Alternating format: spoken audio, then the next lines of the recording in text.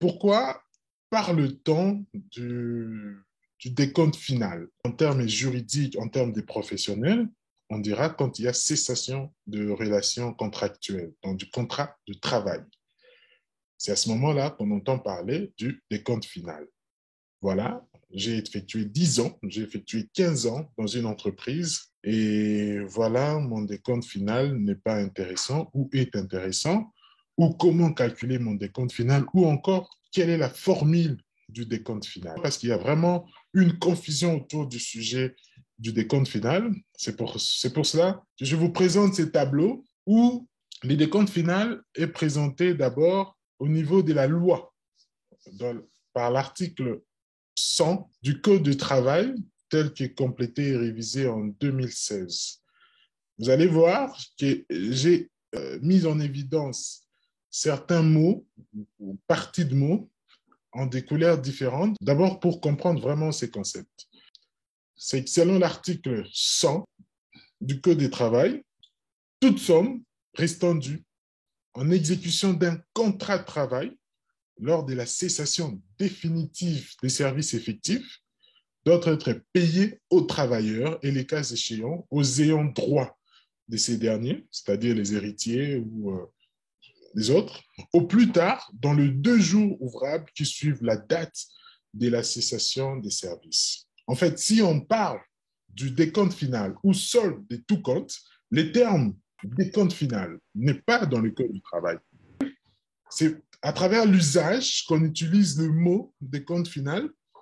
Et d'ailleurs, dans le Code du travail, ce qu'on retrouve, c'est juste toute somme restant due. En fait, la phrase aurait pu commencer par ça.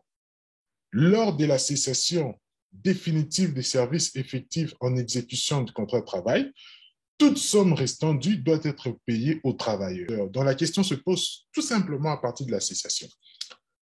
Et comme il y a plusieurs modes de cessation de contrat de travail, nous allons le voir, et ces plusieurs modes de cessation de travail font intervenir plusieurs moments ou éléments des calculs de décompte final, tout simplement. Alors, il y a une définition qui nous est proposée par Matapane du Fidèle. Dans les décomptes finaux, dans d'autres termes, c'est tout simplement un document, parce qu'il faut qu'il y ait un document qui reprend bien les termes soldes de tout compte pour dire que voilà, c'est fini, pour éviter aussi des problèmes au niveau des juridictions, établi généralement à la fin du contrat pour le calcul du montant de la rémunération décomposé en ces éléments des détails.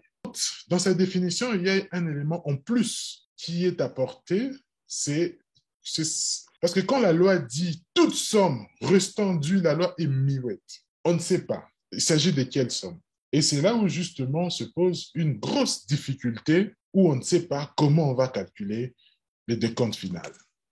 C'est ça vraiment la plus grande difficulté qui entoure les décomptes finales, c'est que la loi elle-même, elle dit tout simplement toute somme, mais on ne sait pas de quelle somme s'agit-il. Alors on doit regarder à travers le somme que doit percevoir. Ce n'est pas n'importe quelle somme.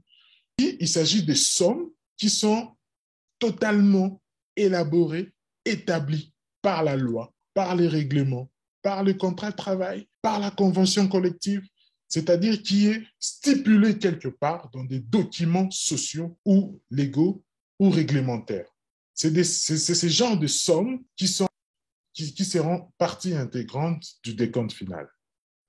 C'est pourquoi, dans la définition que nous avons proposée, on parle dans ces éléments des détails. C'est-à-dire que ce n'est pas un montant fixe.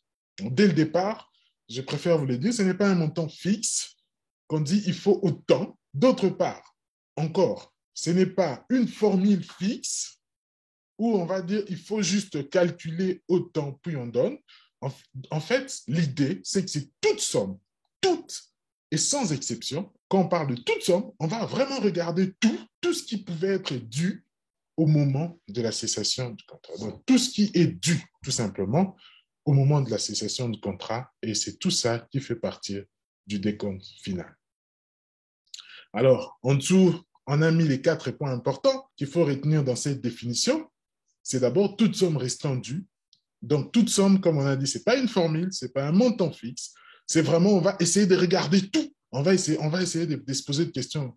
Alors, tout de suite, il n'y en a pas 200, il n'y a pas 200 éléments où on va regarder la somme. Il n'y a pas 20, mais il y a un certain nombre d'éléments qui sont déjà fixes. Il y a des éléments fixes, principaux, qu'on sait. Dans tout le cas de figure, on va le retrouver.